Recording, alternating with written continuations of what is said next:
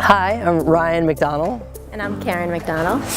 One of the owners of Hawthorn Builders. We are here actually at our house. A lot of people in town and around know Hawthorn Builders. They associate us with teardowns and new constructions, and what a lot of people don't know is that a big chunk of our business, in some cases half of it, are renovations.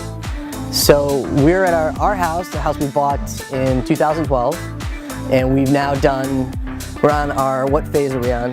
Phase 3. Phase 3, hopefully the final phase of a 3-phase renovation. This is the big one. We'll see. This is an addition, or we used to have a garage here that we took down, and we've added a larger garage. We have 2 bedrooms going above it with a bathroom for some of our children. And we're gonna do a mudroom and another bath on the first floor, and then, my gosh. What? We're blowing up our kitchen.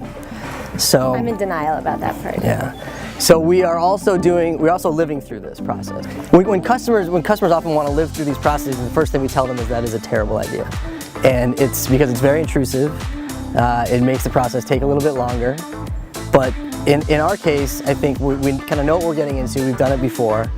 And it's good from my standpoint because we spent so much time as a company, especially in the last few years, really emphasizing process and going through structure and adding checklists and reviews and supervision and elements to make this process better.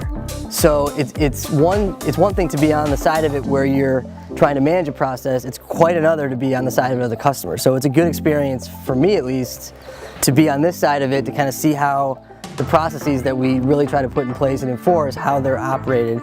And I guess there's no bigger critic than maybe you. Perhaps. So You're paying me to move out. so we're getting a first-hand look at what our company does, and I think it's going to be. I mean, it already has been. We've been doing this for a month or so. It's definitely a challenging process being on this side of it, but I think ultimately it'll give us really good insight as to how we work, and we'll be able to improve. As one of our core values is that we emphasize is always to keep improving, and it's going to be really easy for us to provide real-time, first-hand feedback because we're gonna experience it, and we'll be just as critical and just as vocal as any of our other customers. We'll be probably our toughest customer. We love living here in Woodlawn, and we love the style of houses and love to be in keeping with the neighborhood. So I think the most stressful part for me was the design process, because we live in an older home and we really like the character of it, and I think it can be tricky with additions to keep in with that character. So that phase of it has been the most stressful, and now that we're past that and I actually see it 3-dimensionally, I'm really happy with how it's turned out. So in any renovation, in any new construction, you're building in an established neighborhood for the most part, and the neighbors are not willingly participating in your project, but inevitably they're affected. And it really, we always try to be mindful of the neighbors. We always try to protect their property. You don't want debris, you don't want construction debris, you don't want subcontractors walking on the property.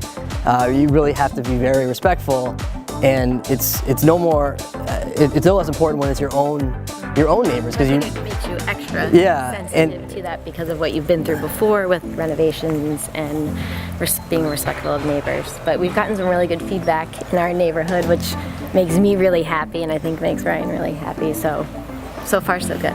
What I tell every homeowner that goes into this process, and it may be completely oversimplifying it, but your role as the customer is to want things, is to communicate those things, and then ultimately is to pay for those things. It's a little oversimplifying. It's oversimplifying it, but what really I mean by that is, like, you can't focus on you can't manage a project hour to hour, day to day. It's a whatever the timeline may be. This could be a 4 to 5 to 6 month project, or in case of a new construction, it might be 8 or 9 months.